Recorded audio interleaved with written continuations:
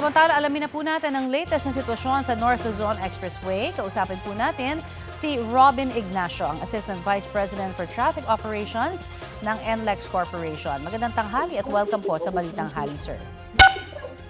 Magandang tanghali, Ma'am Connie, at magandang tanghali po sa ating mga taga-subaybay ng Balitang Hali. Yes, Sir Robin, sa mga babiyahe pa lamang ngayong araw, kamusta po ang sitwasyon ngayon sa NLEX?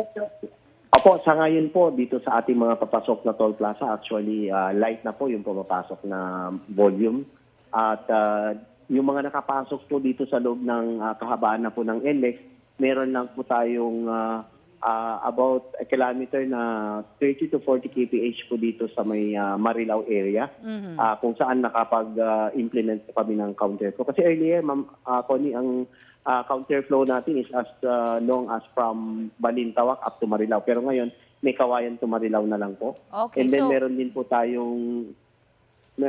din po tayong counter flow sa may Candaba Viaduct. I see. At At sa tingin ganun niyo din po, po yung from San Fernando to Daupo. I see.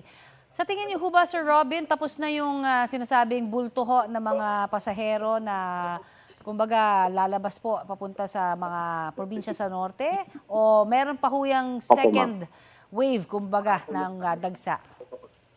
Sa assessment po namin, Ma'am Connie, ito na po, paubos na po. Talaga ang dagsa, masasabi natin na mas marami po talaga kahapon kasi umpisa noon time hanggang gabi po ito. At yun po ang surprising po, magkabilang direksyon po nung hapon hanggang gabi dito sa bandang Bocaue hanggang Valenzuela.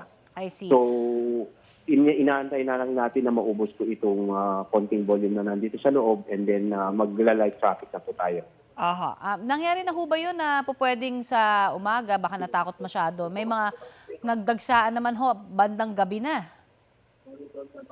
Apo, nangyari din po kanina, nag-umpisa po ulit kaninang madaling araw, around 3 a.m. Unti-unti na po ulit natin nakita na tumataas yung volume po natin, pero ngayon, pakonti na.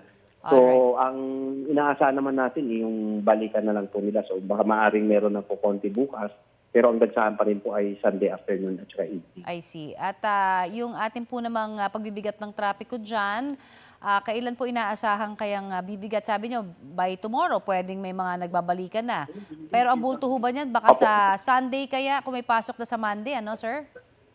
Yes, ma'am, tama po kayo. Yung panorte, paubos na po ngayon. Pero yung mga balikan naman po, maaaring bukas, meron na pong ilan na babalik po natin mga kababayan. Pero expected pa rin po na ang volume, yung dagsa talaga is Sunday ng hapon hanggang gabi at maging early Monday morning po. I see. Alright, maraming salamat po sa inyong ibinigay sa aming oras dito po sa Balitang Hali.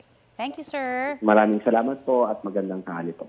Yan po naman si NLEX Assistant Vice President for Traffic Operations, Robin Ignacio.